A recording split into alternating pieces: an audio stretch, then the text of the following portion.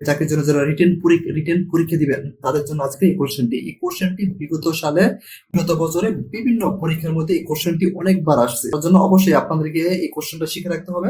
বিভিন্ন সরকারি রিটেন পরীক্ষায় আসতে পারে, তার জন্য অবশ্যই আপনাদেরকে শিখে রাখতে হবে। একজন ব্যক্তির 4 দিনের আয় গড়ে 500 টাকা, মোট আয় কত? বলছে একজন ব্যক্তির 4 দিনের আয় দেওয়া আছে, 4 দিন দেওয়া আছে, অবশ্যই মনে রাখবেন। বলছে আয় গড়ে 500 টাকা, বলছে গড়ে আয় 500 টাকা, মোট আয় কত? আপনাদেরকে বের করতে বলছে মোট আয় কত। মোট আয় আপনার কি করবেন? বের করবেন। তার জন্য আপনাদেরকে দেখুন এখানে আছে আয় গড়, হ্যাঁ 500 টাকা, তাহলে কি গড় আয়, গড় আয়, গড় আয় কত দেওয়া আছে এখানে? গড় আয় কত? গড় আয় হচ্ছে 500 টাকা। তা আপনি এখানে দিবেন 500।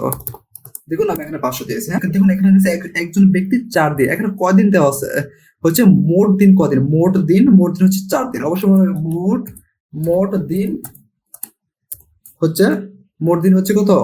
4 দিন। মোট দিন হচ্ছে 4, এটা হচ্ছে 4। এখন আপনাদেরকে বের করতে বলছে এখানে মোট আয় কত। তাহলে আপনি লিখুন মোট আয়, দেখুন মোট আয়,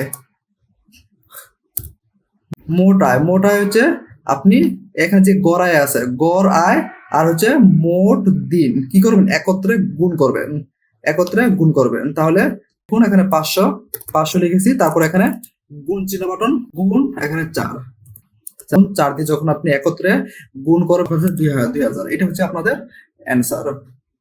আপনি যখন 500 আর গুণ যখন 4 দিয়ে যখন আপনি গুণ করলে আপনাদের আসে 2000, এটা হচ্ছে আপনাদের অ্যান্সার।